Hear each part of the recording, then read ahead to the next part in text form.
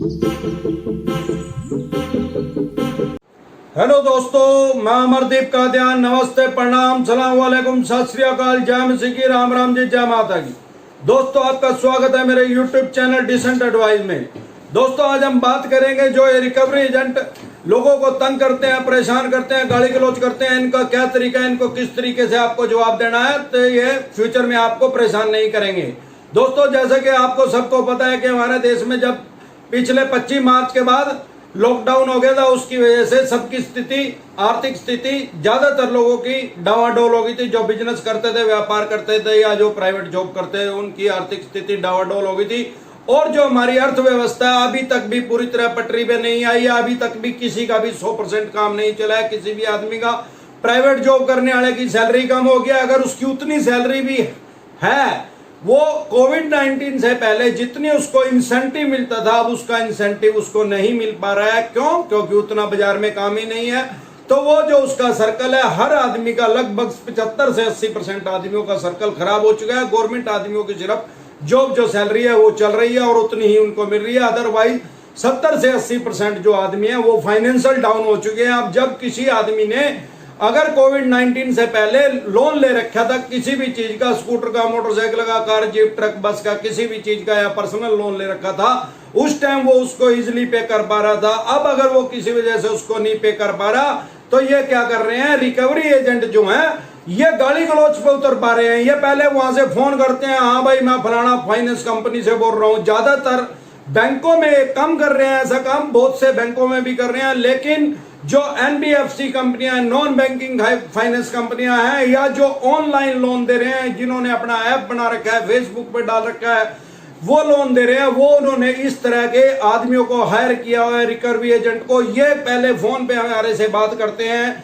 फिर तू तड़ाक पे आ जाते हैं, गाली गलौज पे आ जाते हैं। मैंने यहां तक भी सुना है, मेरे दोस्तों ने, कईयों ने मुझे बताया, ये कहते हैं कि मैं तुझे घर से आके उठा के ले जाऊंगा। और अगर इस तरीके से भी ये नहीं मानते, अगर हम फिर भी आराम से इनसे प्यार से बात करते हैं, तो ये घर भी आ जाते हैं 4-5 आदमी, और घर पे भी आके बाद में बहुत से आदमी के साथ गाली गलौज करते हैं, उसकी मोहल्ले में, पड़ोस में बेइज्जती करते हैं। वो क्या करते हैं, जानबूझ के जिसके आदमी के घर आना उसके घर नहीं जाते, उससे 2-4 घर पहले छोड़ के उसके घर जाते हैं और उससे जाके उसका घर के पता पूछते हैं। उनको पता होता है, उनके पास एड्रेस होता है, लेकिन उस आदमी के घर नहीं जाते। 2-4 घर आगे या 2-4 घर पीछे पहले किसी आदमी से मिलते हैं और उसको पूछते हैं भाई ये नंबर कहाँ है। जब वो उनको नंबर बताता है तो उसको वो सारी स्टोरी बताते हैं कि इस आदमी ने हमारी कंपनी से इतना पैसा लिया है और ये हमारा पैसा नहीं लौटा रहा। उसकी सामाजिक रूप से उस आदमी का तिरस्कार करते हैं, उसकी बेइज्जती करते हैं, फिर उसके घर आके गाली गलौज पे उतार हो जाते हैं। ये जो है, ये चवन्नी छाप बदमाश है जो इन्होंने रखे हुए हैं। पहले ये एनबीएफसी कंपनियां ज्यादातर यही काम कर रही हैं। इन जो ये होते कौन है, ये वो होते हैं जो डब्बे खा के जिन्होंने अपनी बॉडी बनाई हुई है। ये कुछ नहीं है, उठा ही रहे हैं। ये वो है जो हाथी चलता रहता है और कुत्ते भौंकते रहते हैं। मैंने बहुत से आदमियों को ऐसा भी देखा है कि स्कूटर, मोटरसाइकिल, कार, जीप रास्ते में भी घोंस लेते हैं। हालांकि इनके पास कोई पावर नहीं है, ऐसे कोई इनके पास राइट्स नहीं है। अगर आपके पास किसी तरह का ऐसे रिकवरी एजेंट का फोन आए तो आप उससे उसी की भाषा में बात कीजिए। 99% चांस है कि वो दोबारा आपके पास फोन नहीं करेगा।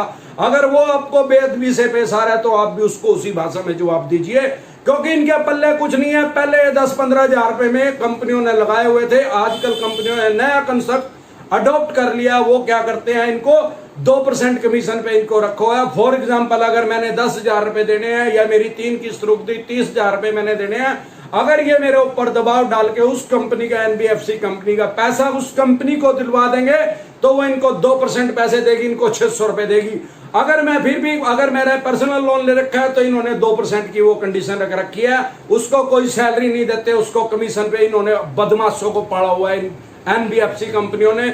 और उसके अलावा अगर कोई मैंने स्कूटर, मोटरसाइकिल, कार, जीप ले रखी है, अब मैं फाइनेंशियल डाउन हो चुका हूं कि कोविड-19 की वजह से लगभग सभी आदमी फाइनेंशियल डाउन हो चुके हैं, वो किस्त नहीं भर पा रहे, तो ये क्या करते हैं, उस स्कूटर, मोटरसाइकिल, कार, जीप को 5-4 चवन्नी छाप बदमाश इकट्ठे होके पहले उसकी रेकी करते हैं कि आदमी किस टाइम जाता है, किस टाइम आता है, कहां जाता है।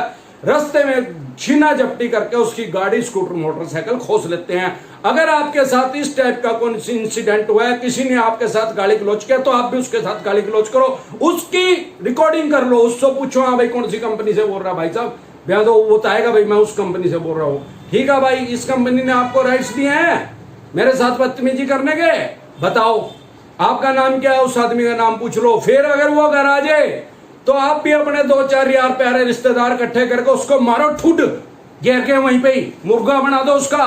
वो 5 आएंगे, 5 में से 4 भाग जाएंगे, डैम श्योर है।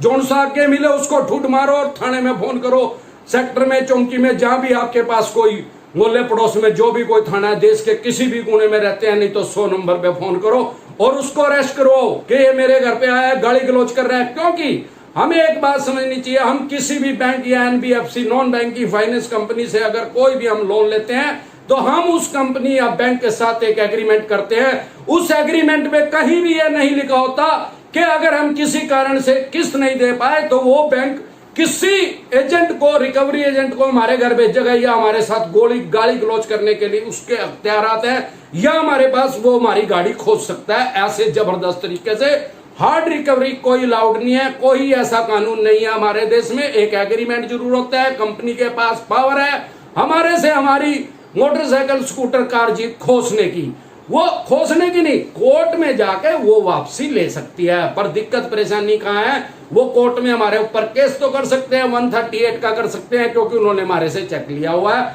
लेकिन दिक्कत क्या है, उस प्रोसेसिंग में उस कंपनी को 4-5 साल लग जाते हैं। 4-5 साल के बाद फिर रिकवरी का ऑप्शन पे आती है, लेकिन वो क्या करना चाहते हैं, वो उस पैसे को घुमाना चाहते हैं जो कि पैसा मैंने उनका रोक लिया है। फॉर एग्जाम्पल अगर मैंने लिया है तो वो इन चवन्नी छाप बदमाशों को हायर करके इनको कमीशन पे रख के अगर इन्होंने मेरी कार खोज के उस कंपनी के यार्ड में ज्यादातर खड़ी करते हैं। बहुत सी कंपनियों ने अपने यार्ड लिए हुए हैं, नहीं तो किराए पे लिए हुए उन्होंने। तो वो ये क्या करते हैं, ये कंपनी वाले क्या करते हैं, उस जो रिकवरी एजेंट को हायर कर रखा, अगर वो मेरी मोटरसाइकिल खोज के उसने वहां खड़ी कर दी तो उसको 2000 रुपए दे देते हैं। अगर मेरी कार उसने खोज के वहां खड़ी कर दी तो जिस टाइप की मेरी कार होगी उसके हिसाब से 10,000, 15,000, 20,000 रुपए तक भी उस आदमी को देते हैं। वो इसलिए हिंसक होता है, वो कुछ नहीं है, उसके पल्ले कोई पावर नहीं है। आप उसका पर्चा दर्ज करवाइए, अगर आपने उसने आपकी स्कूटर, मोटरसाइकिल, कार, जीप कोई खोज लिया तो उसका पर्चा दर्ज करवाइए। पर्चा चोरी का नहीं, डकैती का दर्ज करवाइए। चोरी तो वो होती है जो रात को आपके घर से उसने तो खोजा है आपसे, वो लीगल नहीं है, उसके पास पावर नहीं है। उसका पर्चा दर्ज करवाइए और उस कंपनी का भी पर्चा दर्ज करवाइए, उसको भी पार्टी बनाइए। भाई इस आदमी ने, देखो मेरे पास रिकॉर्डिंग है, इस कंपनी का नाम ले रहा है। बस आप मानिए, लेके चलिए। अगर आपने इस तरीके से कार्रवाई की इन कंपनियों के ऊपर तो ये घुटनों के बल आ जाएंगे, नाक रगड़ेंगे, आपकी कार आपके घर खड़ी करके जाएंगे और फिर जितने महीने के बाद आपको होगे उतने महीने के बाद ही ये किस्त मांगेंगे। किसी को तो स्टेप लेना पड़ेगा, नहीं तो ये इसी तरीके से हिंसक वारदातें होती रहेंगी, इसी तरीके से लोगों को बेइज्जती करते रहेंगे। तो आज के लिए बस इतना ही। अगर वीडियो अच्छी लगी हो तो प्लीज लाइक करें, शेयर करें, सब्सक्राइब करें और बेल आइकन का बटन दबाना ना भूलें। नमस्कार।